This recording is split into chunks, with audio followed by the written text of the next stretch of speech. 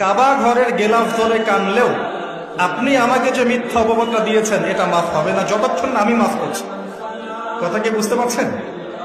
মনে করেন আপনি আমাকে মিথ্যা একটা অপবাদ দিয়েছেন এবং ধুয়ে রেখে দিয়েছেন একদম মিথ্যা অপবাদ দিয়ে, যতক্ষণ আমি আপনাকে মাফ না করছি, কাবা ঘরে গিয়ে গেলাফ ধরে কান্নাকাটি করলেও এই পাপ মাফ হবে না ইনশাআল্লাহ। এই অবস্থায় মৌত হলে কি হবে? পরকালে দেখবেন আমি দাঁড়িয়ে আছি আপনার জন্য, আপনার হিসেব হচ্ছে, হিসেব শেষ। আপনি সালাত, সওম, হজ জাকাতের নেকি নিয়ে উঠেছেন, কিন্তু দেখছেন আমি দাঁড়িয়ে আছি, আমার মতো আরো 10 জন দাঁড়িয়ে আছে।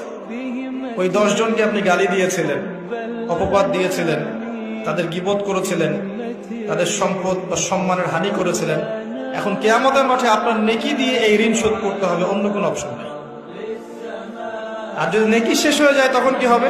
তখন আমার আমলনামা থেকে কিছু গুনাহ আপনাকে নিতে হবে। আল্লাহ পাক ন্যায় বিচারক।